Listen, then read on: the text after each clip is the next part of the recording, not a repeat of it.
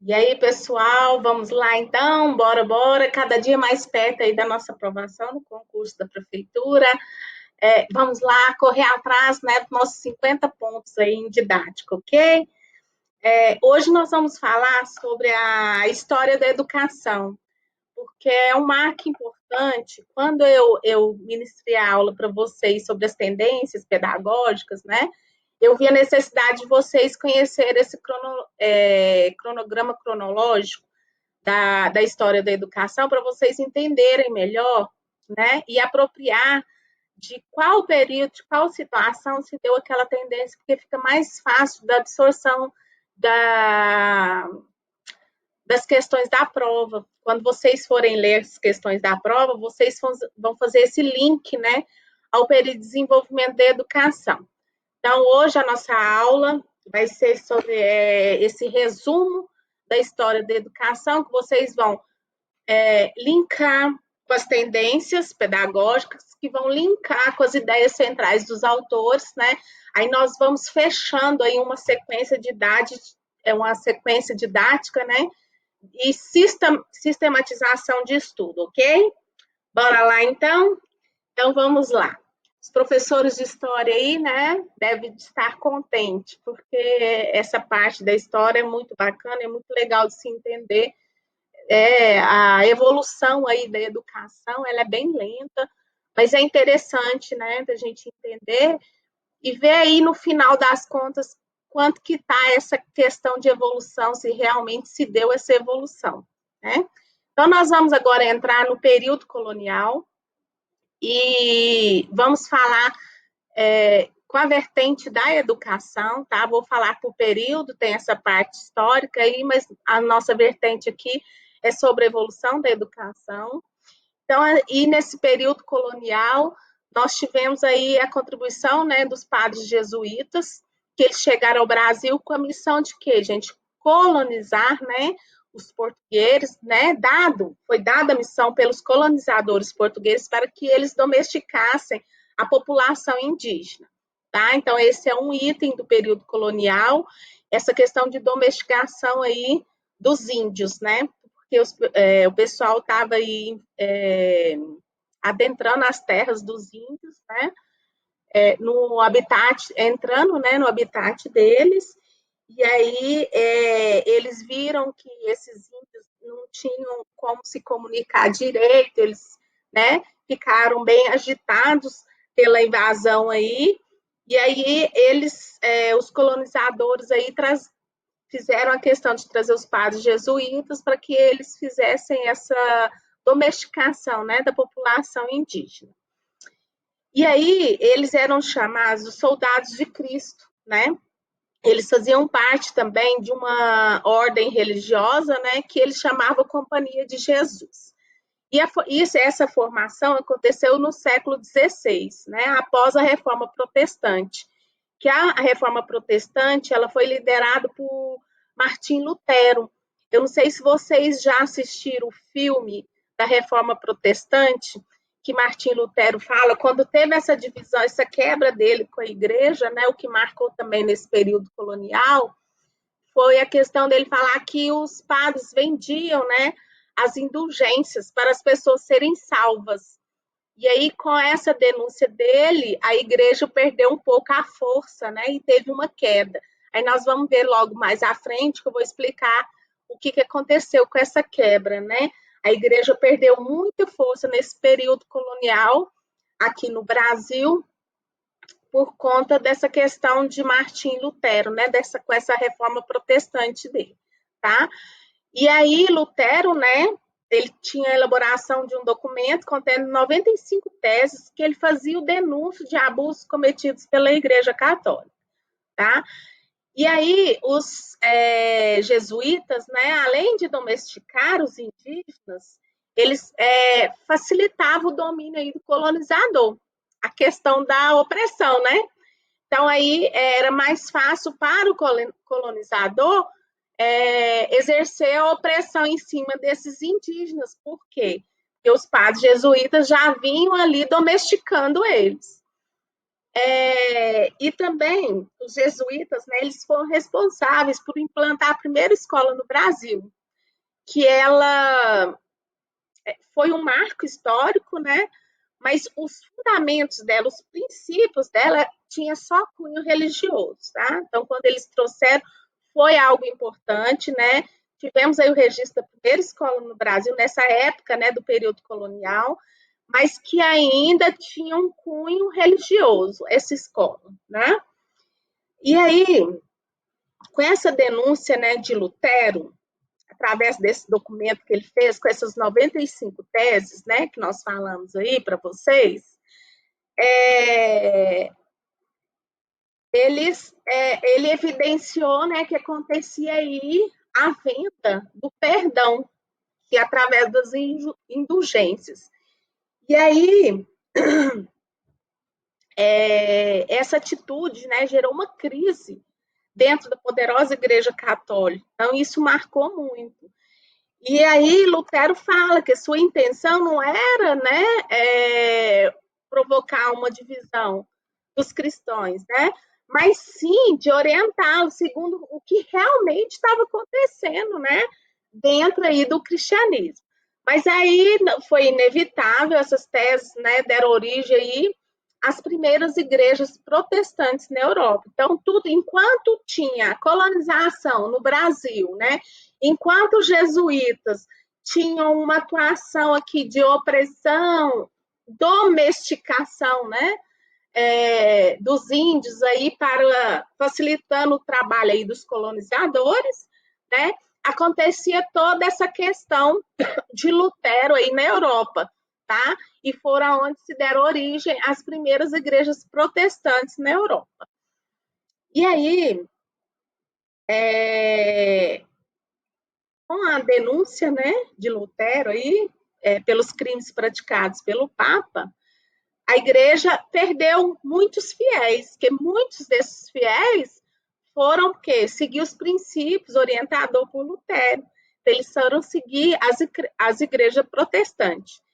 E aí a igreja católica tenta uma reação, né?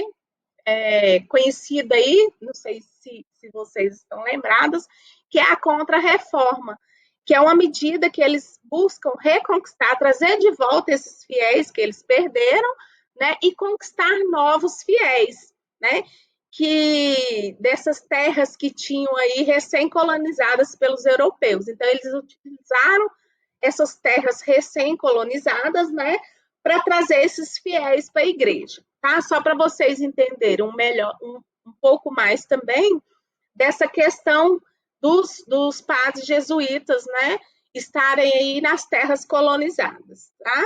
Como teve também aqui no período colonial no Brasil. Então, uma dessa estratégia adotada pela Contra-Reforma, que foi essa ação, né, que a igreja promoveu para trazer de volta os fiéis e reconquistar novos fiéis, principalmente nas terras que estavam sendo colonizadas, né? Então, essa estratégia foi que eles adotaram dessa Contra-Reforma, uma vertente, né, fortíssima que tinha foi a criação da Companhia de Jesus, que foi no ano de 1534. Os padres, né, que formavam essa ordem, eles tinham a missão, né, de auxiliar os colonizadores na tarefa de civilizar os povos nativos, né, e doutriná-los de acordo com os dogmas da religião católica. Então, eles praticavam o catolicismo com com a civilização, né, aí os nativos da terra a qual eles estavam colonizando, tá? E aí os jesuítas, né, chegaram no Brasil justamente com essa ideia também, que foi em 1549, juntamente com o padre Manuel da Nóbrega e o governador-geral Tomé de Souza. E aí os religiosos tiveram grande importância no intermediário das relações entre os colonizadores e os indígenas, né, os nativos aí das terras que tinham aqui no Brasil. E aí, a ação dos soldados de Cristo, que assim eles eram chamados, né, contribuía muito para o aculturamento dos nativos, pois eles catequizavam mesmo eles, né? E aí eles primeiro, os padres tiveram que primeiro ensinar o português para depois ir catequizando todos os nativos daí da terra, né? E aí, durante o decorrer desse processo de doutrinação, as práticas religiosas sofreram forte influência dos rituais católicos. Então, predominava o catolicismo aqui no período colonial. A educação que era, né, aí promulgada, né, vivenciada pelos jesuítas, ela era basicamente religiosa, todas no princípio do quê? Da Bíblia, todas no princípio dos rituais católicos mesmo, né? E aí, além desses indígenas, né, os homens brancos e cristãos também estudavam nos colégios fundados pelos religiosos. Os negros escravizados estavam excluídos desse sistema de ensino, mas os homens brancos e os indígenas, os nativos da terra, né, todos eles participavam dessa catequização, da doutrinação católica também da época, tá? Os negros, gente, marginalizados, eram escravizados, eles não tinham direito nem a essa escolarização aí, né, religiosa. Aí agora nós vamos passar, então, para o período da primeira instituição. Então, a primeira instituição de ensino criada no país foi o Colégio Salvador da Bahia, fundada pelo padre Manuel da Nóbrega, em 1549. A segunda instituição surgiu no ano seguinte, né, que foi o quê? Foi fundada pelo jesuíta Leonardo Nunes, em São Vicente, litoral de São Paulo. Basicamente, a educação, gente, consistia em ensinar a ler, contar e a respeitar os princípios católicos, tá? Então, o que era imposto para eles é a questão do catolicismo mesmo. E aí, com a expulsão dos jesuítas, né, que foi o período, né, do Marquês de Pombal, que é no século XVIII, o ensino passa a ser laico, desvinculado da religião. Então, né, por isso que a gente aí luta, a nossa LDB tem aí a questão das escolas, né, serem laicas. Então, veio desde esse período do Marquês de Pombal, tá? Só que nessa época ainda, né, pela forte influência da religião, né, ainda teve na colônia essa dificultação, né, da separação das questões escolares com as questões religiosas. Mas foi aí que, né, que o ensino passa a ser laico mesmo, desvinculado da religião, mas ainda ficou esses requisitos aí do catolicismo dentro das escolas, por um período que nós vamos ver até onde, tá? Aí o ensino laico, ele ganharia força no sistema educacional brasileiro apenas no final do século XIX. Então, você veja bem, isso foi no século XVIII, tá? E no final do século XIX é que realmente fundamenta-se a questão de que, olha, realmente agora o ensino é laico, tá? Então, ainda demorou aí, né, do século XVII ao século XIX. E depois desse período, né, do Marquês de Pombal, vem o período da família real. E aí dá-se a transferência da família real, né, portuguesa, para o Brasil. Aí eles vêm agora morar no Brasil em 1808, que deu também um novo impulso para a educação, porque aí tinha uma classe mais dominante, né, mais cheia de pompas, e aí teve esse reforço na educação. Que aí João VI promoveu uma série de mudanças aí na escola, na tentativa de tornar o ambiente cultural da sociedade, né, colonial, mais próximo da metrópole, né? Então veio a criação das primeiras faculdades de medicina na Bahia e no Rio de Janeiro, que foi em 1808, que é da Escola de Belas Artes, em 1816, né, que realmente impulsionou o desenvolvimento científico no Brasil. Apesar desses avanços aí, de terem essa inauguração, essa fundação dessas primeiras universidades brasileiras, né, realmente as universidades brasileiras, elas foram criadas no início do século XX, tá? criou-se essas faculdades na Bahia, no Rio de Janeiro, em 1808, mas que foi um impulsionamento para criar essas universidades. Então, a universidade mesmo brasileira, elas foram criadas no início do século XX. Aí, durante o primeiro reinado, né, nós tivemos aí a criação das primeiras escolas primárias. A lei sobre as primeiras universidades brasileiras, né, que foram criadas aí no final do século XX, nós também tivemos aí a criação das primeiras escolas primárias, tá? Que eles falavam do ensino elementar. Isso foi aprovado em 1827, né? E a implantação dessas instituições de ensino, né? Elas eram de todas das províncias e vilas do Império. Tá? Então, pensa, né? Era só da classe dominante.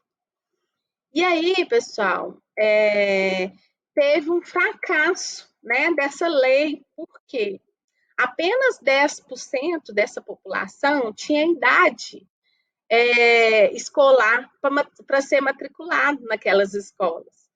Então, em 1834, teve a criação de um ato adicional que aí destinava as províncias à organização do ensino primário, né?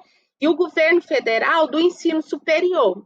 Então, a província cuidava do primário e o governo federal cuidava do ensino superior. Aí, nesse período, então, surgiram os primeiros liceus. Vocês já viram falar no curso de pedagogia, né? Fala muito desses liceus. E aí, houve um grande crescimento de instituições escolares fundamentadas em princípios religiosos. Ainda tinha essa fundamentação, né? E agora nós passamos para o período republicano. No início republicano, desculpa, gente. No início do período, né, republicano, a educação ainda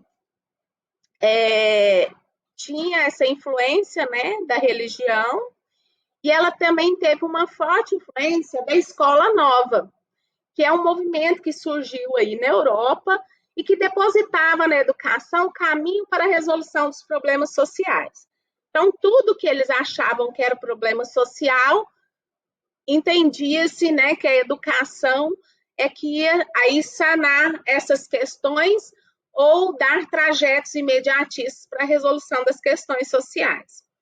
E aí o crescimento urbano, o crescimento industrial, né, nas primeiras décadas aí do século XX, aconteceu, deu-se então a criação de um modelo educacional que atendesse às necessidades do mercado socioeconômico. E aí foi quando aí teve uma forte crescente nas escolas técnicas, né, que a gente viu aí a questão do tecnicismo. E essas escolas técnicas, elas foram aí lançadas por quê? Porque precisava atender essa demanda, né, aí da sociedade, por causa desse crescimento industrial, tá? E aí, para os adeptos dessa escola nova, né, as reformas educacionais, elas eram orientadas com base em uma educação capaz de formar profissionais habilitados a trabalhar nos diversos setores da sociedade. Foi o que eu falei, né, com essa função de várias, né, escolas e técnicas para formar mesmo uma massa aí de trabalhadores para suprir essas necessidades da sociedade, essa evolução, né, esse aumento desse crescimento urbano e industrial. Outra inovação que teve nesse período, né, foi a criação do sistema de ensino seriado. Lembra das séries, né? E agora os alunos seriam agrupados em turmas de acordo com a idade. Então, de acordo com a faixa etária, eles agrupavam-os em séries, tá? E que isso se dá aí até hoje, a questão de idade série, né? Para alunos são agrupados ainda dessa forma. Aí, no governo de Getúlio Vargas, a educação ganha um maior destaque. Que a escola, né, deve ser aí vista como mediadora dos conflitos sociais e que ela contribuía para a criação de novos saberes, né, dando aí a capacidade de desenvolvimento do homem, né, como ser crítico e pensante. Em 1930, foi criado o Ministério dos Negócios da Educação e Saúde Pública. Tá? Então, esse foi o marco registrado aí no governo de Getúlio Vargas. Tá? Esse ministério, né, então, era Ministério dos Negócios, da Educação e da Saúde Pública. Mas foi um marco, gente, porque só de ter aí, a educação, né, dentro de um ministério, mesmo que ele subdividisse, né, mas já era um ganho aí para a época, tá? E aí, no período do regime militar, que foi de 64 a 85, né, a educação ganha-se aí um destaque especial, que aí teve qual que foi o marco dessa época, né? Foram as formações de gremiações estudantis, né? Foi a formação, né, desses grêmios que contestaram, gente, os métodos. Então, os grêmios começaram a falar, olha, nós somos jovens, nós temos questões nós temos condições, né, de um pensamento, de uma linha lógica de raciocínio, né, e aí nós não queremos essa educação que está posta, né, e aí, com isso, com essa questão dos grêmios, ter essa liderança, ter esse destaque, né, dessa oposição do que era estabelecido pela escola, teve um aumento do autoritarismo e teve uma repressão muito forte, né, em cima dos educadores e em cima dos estudantes, tá? E foi, assim, uma questão muito difícil para os professores e para os estudantes. Foi uma repressão muito forte em cima deles, né? Mas quanto mais tinha repressão, mais eles estavam sendo resistência à luta, tá? E aí teve uma dissolução, né, da União Nacional dos Estudantes em 1967, que ilustra muito bem esse temor do governo à relação das instituições de ensino, porque aí eles pensavam, nossa, nós estamos criando liderança, né, dentro dessas escolas. As escolas estão ramificando em pessoas que têm condições de liderar, em pessoas pensantes que está sendo contra o governo. Aí gerou-se todo um conflito, uma preocupação aí do governo militar em cima dessas instituições de ensino. E, lógico, oprimindo, né, os estudantes e os professores. Aí veio, então, a inserção de disciplinas como organização social e política brasileira, né, que eu lembro também muito dessa disciplina, que apesar do Estado ter colocado ela como criar uma certa ordem na sociedade, eu penso ela, enquanto pelo lado positivo, uma contribuição válida, porque os alunos eles aprendem muito sobre a questão dos seus deveres também. Então, essa disciplina ela foi muito importante para a educação, posso falar aqui do Brasil, né? Porque ela veio com uma condição de disciplinar, mas ela passou também a ter um lado positivo, de que disciplinava, mas que também tinha um respeito, um clareamento aí sobre, não só sobre os direitos, mas também sobre os deveres, né, do aluno.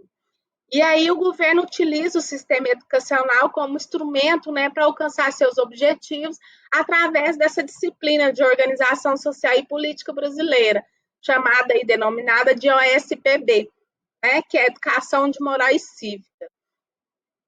E aí, com o fim desse regime militar e a abertura democrática, né, veio aí a Constituição de 1988, e demonstrando, né, uma preocupação do governo com os rumos da educação, né, quando delimita um prazo de 10 anos para a universalização do ensino e erradicação do analfabetismo, porque até então a gente não tinha assim, né, já tinha algumas LDBs, mas estavam antigas, né? Em 88, isso. E aí não tinha aquelas normas fixas realmente, né, de funcionamento do sistema. Ainda era um pouco solto essa questão do funcionamento do sistema. E aí Em 96 foi promulgada, né, a nova LDB, que é a 93/94 de 1996, e ela vem ditando aí, né, as orientações necessárias para a organização do sistema educacional, tá? E de 88 até 96, se passaram 88 para 96, quantos anos, gente? 88 para 96, 2, 6, 8 anos, né? Ainda estávamos aí dentro do prazo dos 10 anos que tinha se estabelecido, né, para a universalização do ensino e erradicação do analfabetismo, tá?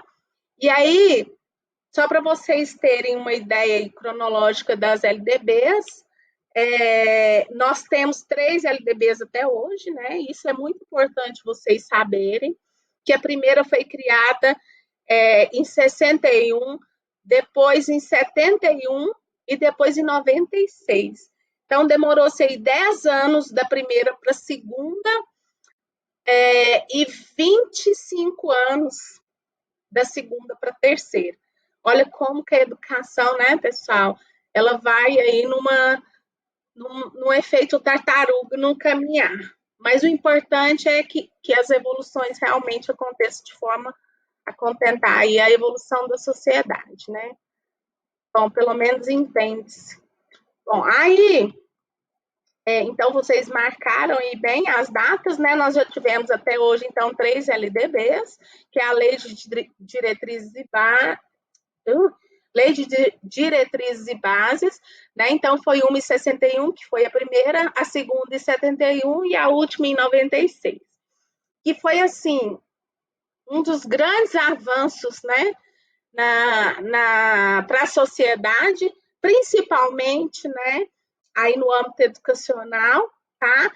E aí, com essa LDB, o governo vem garantindo aí o atendimento, né, das crianças de 0 a 6 anos na educação infantil, né, que é a primeira etapa aí da educação básica, e depois tinha-se 8 anos do ensino fundamental, que hoje são 9 anos o ensino fundamental, porque na época a pré-escola, né, ela estava dentro do ensino fundamental, hoje não mais, hoje é a partir do primeiro ano, e o ensino médio, que são 3 anos.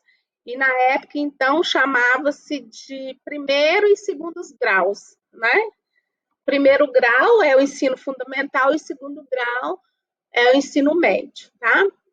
E aí, apesar da LDB, né, vir ditando essas normas, né, da educação aí em todo o território nacional, ela também concedia ampla liberdade, né, para os estados e os municípios se organizarem, mas que mesmo ela dando essa abertura, nada poderia, eles poderiam ter o sistema municipal e deveria ter, né, o sistema municipal, o sistema estadual de educação, né, como todos vários estados têm seu sistema estadual de educação, e alguns municípios não têm o sistema municipal de educação, por exemplo, Paracatu não tem um sistema próprio, né, de educação, ele segue as diretrizes as normativas do estado, que por sua vez também não pode, né, ferir aí a lei maior que é a LDB, tá? Então a LDB ela dita essas normas, mas ela também dá uma ampla liberdade para os estados e municípios, mas que esses também têm que ser fiel, né,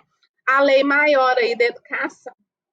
E aí, essas leis de diretrizes básicas vêm garantindo aí uma educação de qualidade, né, tentando aí contribuir e promover um desenvolvimento por completo do cidadão e tentando amenizar as desigualdades, né, geradas por questões econômicas e sociais, tá? E agora eu vou apresentar para vocês um cronograma da educação no Brasil, para que a gente fixe um pouco essas datas. E logo após eu vou dividir para vocês essas datas em 4 períodos, tá? Para vocês fazerem anotação, que isso é importante para que vocês entendam. Esses foram os principais períodos de evolução da educação. E aí eu vou falando os períodos e vou falando qual que é o marco teórico principal desses períodos, tá? Então vamos lá. Cronologia da educação no Brasil.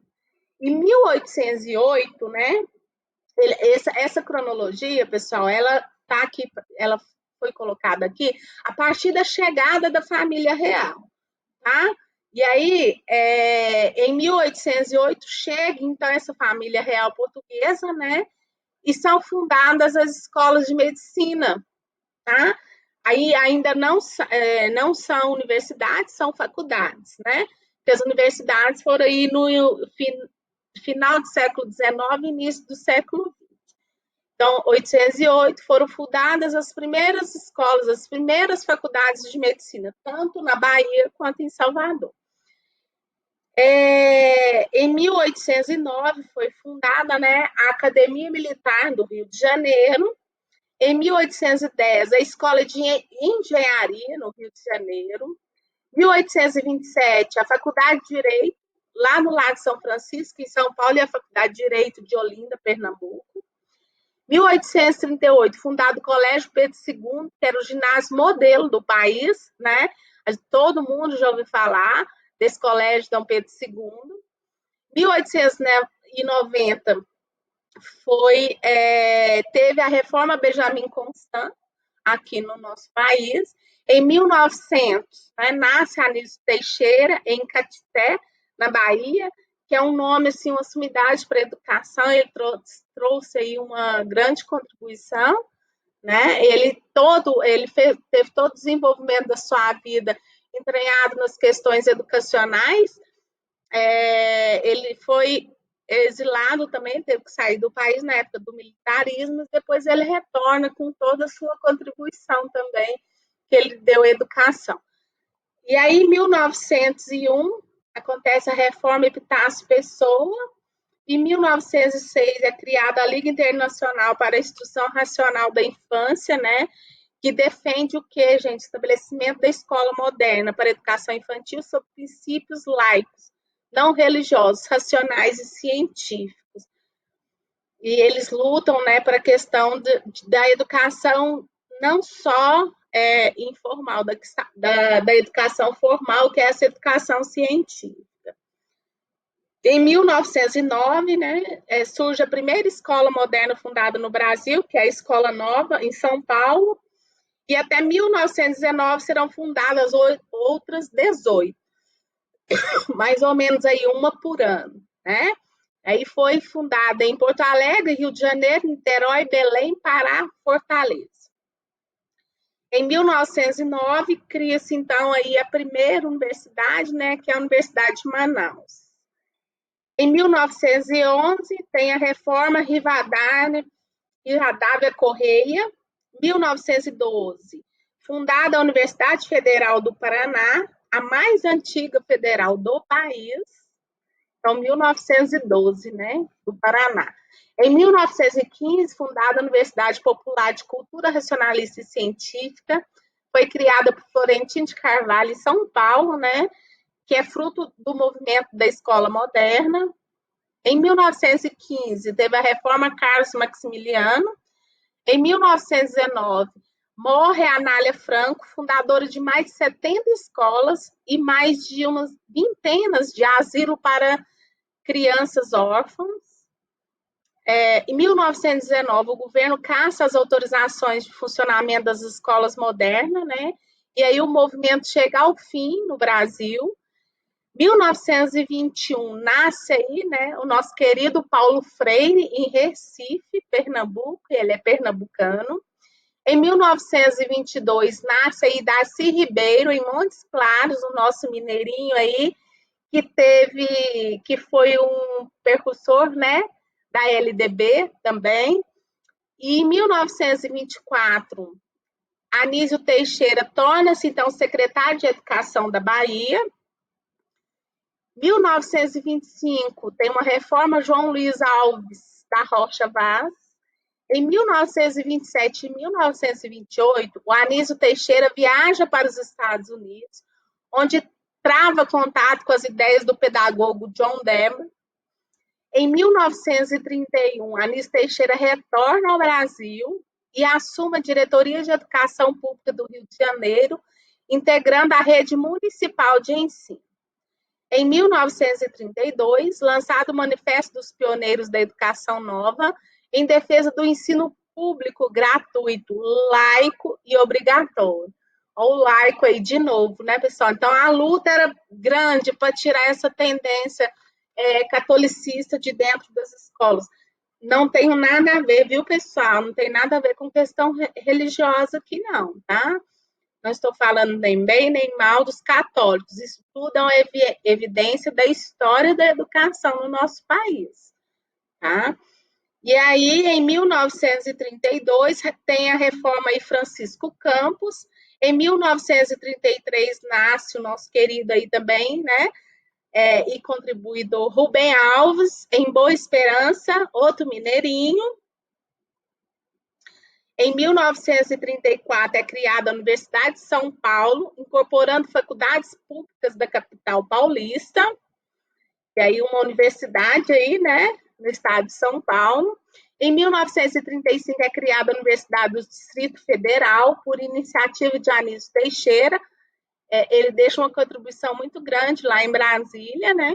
A UDF dura apenas até 1939, foram só 4 anos, mas será o embrião da futura UERJ, a Universidade Estadual de Guanabara, atual da UERJ, lá no Rio de Janeiro, né?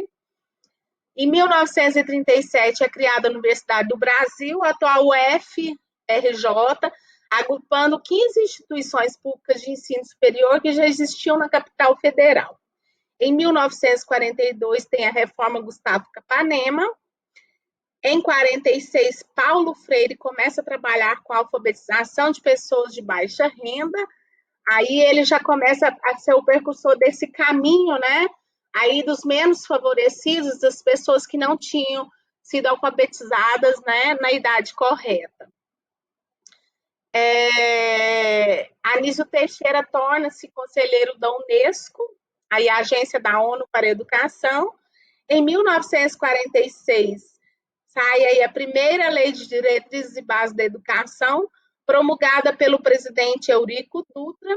Anísio Teixeira volta a ser secretário de Educação da Bahia.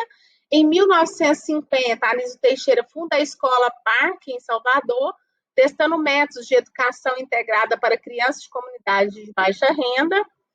Em 59, Paulo Freire publica Educação e Atualidade Brasileira, que é sua primeira obra escrita, né, como tese.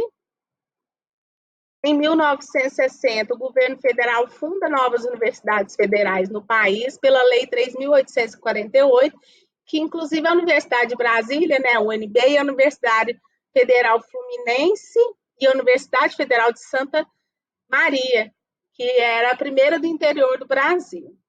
Em 1961, né, sai aí a LDB da Educação Brasileira. Em 1962, Paulo Freire aplica seu método de alfabetização a 300 cortadores de canas. E esses canavieiros, né, esse pessoal que trabalhava aí nos canaviais, eles eram analfabetos e viviam lá no interior do Pernambuco, na terra dele. E aí, em apenas 45 dias, eles aprenderam a ler e escrever com o método Paulo Freire. Aí, o sucesso do experimento, né, inspirou aí a criação de círculos culturais pelo Brasil. Em 63, Paulo Freire publica Alfabetização e Conscientização. Anísio Teixeira torna-se reitor da UNB, né, sucedendo aí Darcy Ribeiro, nosso mineirinho. Em 1964, acontece o golpe militar, Darcy Ribeiro é cassado, Anísio Teixeira é cassado, Paulo Freire é preso e exilado, e aí Freire, então, muda-se para o Chile, né, onde que ele começa a trabalhar aí pela Organização da Alimentação e Agricultura, uma agência lá da ONU, e milita no movimento cristão pela reforma agrária. Em 1967, o regime militar institui o Movimento Brasileiro de Alfabetização, que é o Mobral, que também teve uma marca forte aí no nosso país. Tem vários críticos, mas tem pessoas que também reconhecem, né, o quanto foi importante para aquela época, mesmo com os seus entraves. E aí esse Mobral incorporava-se alguns métodos de Paulo Freire, mesmo ele estando exilado, né? Em 1968, sai a ILDB do ensino superior, com as normativas para o ensino superior. Em 1970, convidado pela Universidade de Harvard, Paulo Freire vai aos Estados Unidos, né, e publica lá o seu livro, Pedagogia do Oprimido, que é um marco também, né, na história da educação. E ele revoluciona a educação nos países em desenvolvimento, né? Que aí ele muda-se novamente para Genebra, na Suíça, e trabalha, né? Continua lá o seu trabalho com a ONU e o Conselho Mundial de Igrejas. Aí, em 1971, então, sai aí a segunda LDB, né? Do ensino básico. Em 1980, o professor Paulo Freire retorna, então, ao seu país de origem, sua terra natal, ao Brasil. Em 1983, Darcy Ribeiro, como secretário de Educação do Estado do Rio, cria-se os Centros Integrados de Ensino Público, escolas públicas de educação integral, né? Elas foram inspiradas na experiência de Anísio Teixeira. No ano seguinte, né? Darcy publica Nossa Escola é uma Calamidade. Tá? Em 1989, Paulo Freire, então, torna-se secretário de Educação da cidade de São Paulo, na gestão aí de Luiz Erundina, do PT. Em 1990, Collor de Mello cria os CIAPs, né, inspirados na experiência dos CIEPs, em vários estados do Brasil, que também trabalha dentro da perspectiva da educação integral. Tá? Então, é período integral para o desenvolvimento integral do aluno. Em 1991, foi fundado o Instituto Paulo Freire, em São Paulo. Em 1996, aprovada a atual Lei de Diretrizes e Bases da Educação. Mudam os nomes das etapas de ensino, básico, fundamental, médio e superior, né, que antes era primeiro, segundo grau, e acrescenta um ano a mais o ensino fundamental. Aí passa-se até o ensino fundamental de 9 anos. Também exige uma formação superior para contratação de professores, o que acaba com a função do curso normal de formação pedagógica, que é o curso, né, pós de ensino médio, que nós ainda temos ele até hoje, que é o curso normal em nível médio. Tá? Em 1997, morre Paulo Freire e Darcy Ribeiro. E no ano seguinte, né, cria-se aí o programa ProUni, onde o governo investe pesado na educação privada, e cria-se também o Enem, né, que é aí a proposta de inclusão, né, dos estudantes aí dentro das universidades, tá? Então, esse é um cronograma aí da história histórico, né, da educação que nós temos. E aí eu gostaria que vocês anotassem o seguinte, pessoal. Essa fala, né, como eu falei para vocês, eu gosto muito de estudar o Saviani, e aí ele fala, né, que a partir de 82, ele fala aí na necessidade, né, de uma democracia verdadeira dentro do nosso país e dentro do âmbito educacional, né, e fala que as nossas escolas ainda são poucos democráticas, e a gente há de convir que realmente, né, ele fala muito na questão de que nos anos anteriores falava-se pouco em democracia e exercia-se mais democracia. E que agora fala-se muito em democracia e exerce pouca democracia. Tá? A começar aí pelas famílias, que elas têm os direitos de estar envolvidas aí nessa educação, né? Que isso é uma democracia, mas que realmente as famílias não participam, não aproveitam esse momento democrático aí dessas escolas, né?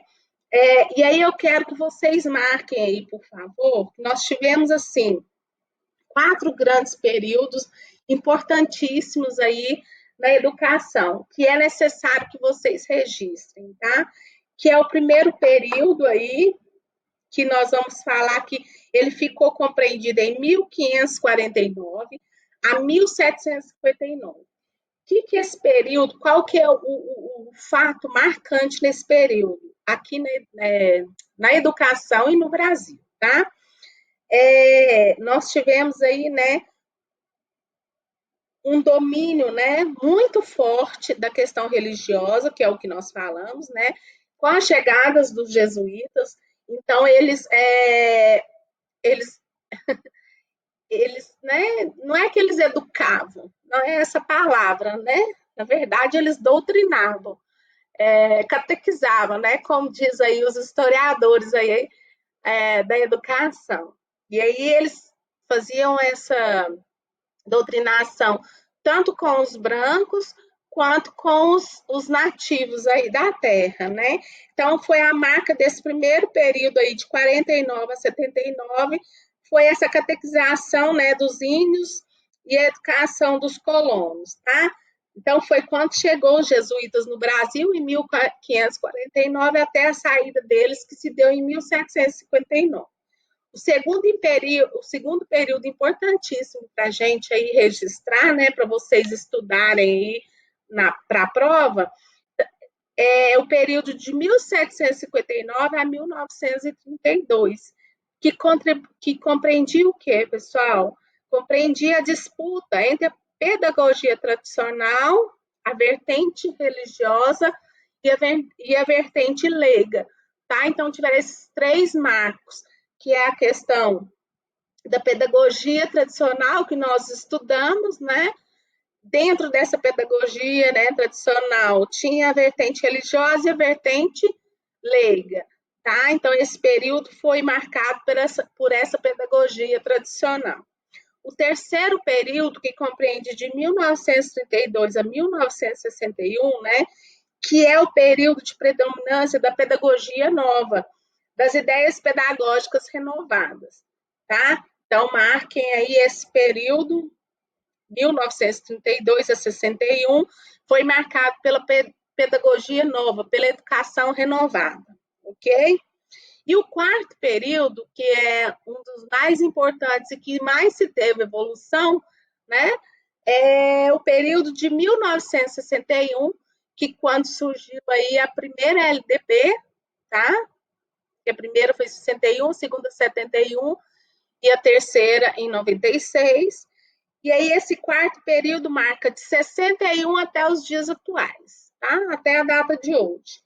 E aí predomina o quê? O domínio das ideias pedagógicas produtivistas depois da LDB. E aí a gente fala desse domínio produtivista e tem vários autores, assim como Saviani, que também são contra essa questão de reprodutivismo, mas ele fala que ainda vivemos numa educação reprodutivista. Então, marcou muito esse período, né, e marca ainda até hoje o domínio das ideias pedagógicas produtivistas, tá? Depois da LDB. Então, teve a influência da teoria do capital humano, depois, né, dessa influência aí, né, do capital humano, teve as leis da reforma militar, né? Nós passamos aí pela reforma militar e aí nós vivemos aí até hoje essa vertente produtivista, mesmo com algumas aberturas de determinadas políticas, né? Políticas públicas.